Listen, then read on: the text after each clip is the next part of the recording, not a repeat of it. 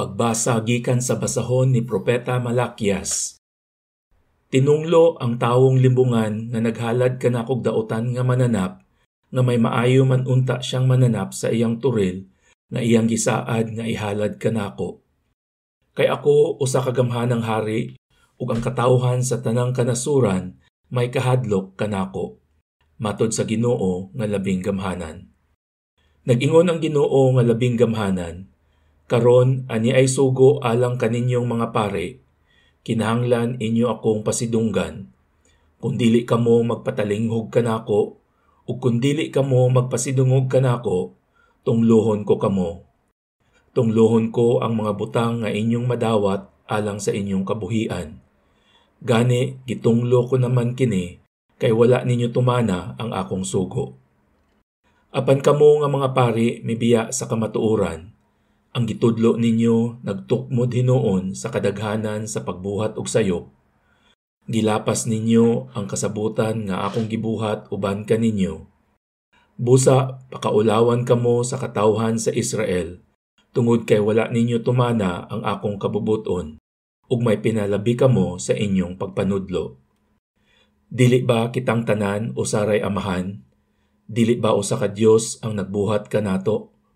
Nan, nganong gilapas man nato ang atong saad sa usag-usa, ug nganong gisalikway man nato ang kasabutan nga gihimo sa Dios uban sa atong mga katigulangan.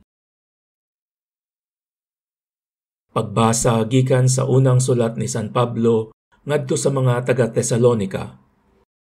Mga igsuon, bisag may katungod kami nga inyong daygon kay kami mga apostoles man ni Kristo. Apan sa diha pa kami uban kaninyo, nagmalumo kami kaninyo sama sa usa ka inahan nga nagmatuto sa iyang mga anak. Tungod sa among gugma kaninyo, among giwali kaninyo ang maayong balita sa Dios. Gitahan usab namo ang among kaugalingong kinabuhi, kay kamo gimahalman namo pag-ayo. Mga igsuon, sa walay duha-duha, na hinumduman pa ninyo giunsa namo paghago. Nagtrabaho kami adlaw ug gabii, aron dili kami makahasol kaninyo sa among pagwali kaninyo sa maayong balita sa Dios. Ug among gipasalamatan usab ang Dios kanunay, kay sa among pagwali kaninyo sa iyang mensahe, namati kamo ug gidawat ninyo kini dili ingon nga iya sa tawo, kundili iya gayod sa Dios. Kay ang Dios nagbuhat diha kaninyong mga magtotoo. Pagbasa gikan sa Ebanghelyo sumala ni San Mateo. Si Jesus miingon ngadto sa katawhan ug sa iyang mga tinun-an. Ang mga magtutudlo sa balaod ug ang mga Pariseo mao ang may katungod sa paghubad sa balaod ni Moises. Busa kinahanglan tumano ninyo ug sundon ang tanan nga ilang isugo kaninyo. Apan ayaw ninyog sunda ang ilang mga buhat, kay wala man sila magtuman sa ilang giwali. Nagbugkos sila og bugat nga mga karga ug ipapas-an nila sa mga tawo, apan dili gani sila mogamit bisag usa na lang katudlo aron pagtabang pagpas-an sa maong karga. Himuon nila ang tanan aron lamang pagpasigarbo ngadto sa mga tawo. Tan-awag unsa kadagko sa gisudlan nila sa mga sinulat nga mga bersikulo sa kasulatan nga ilang gibutang sa ilang mga agtang ug gibaligtos sa ilang mga bukton. Ug tan-awag unsa kataas ang sidsid sa ilang mga sapot.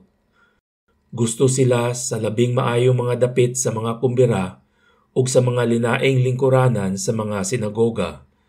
Gusto silang yukbuan og tahoron didto sa mga merkado, ug nga ang mga tawo motawag kanilag magtutudlo.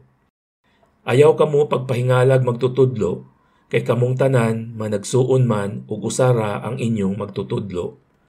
Ug dinhi sa kalibutan, ayaw tawga si bisan kinsa nga amahan, kay usara ang inyong amahan nga atua sa langit. Ayaw usab kamo pagpatawag og pangulo, kay usara ang inyong pangulo nga mao ang Mesiyas. Ang labing dako kaninyo kinahanglang mahimo nga inyong sulugoon, ug ipaubos ang magpataas sa inyong kaugalingon, ug ang magpaubos ipataas.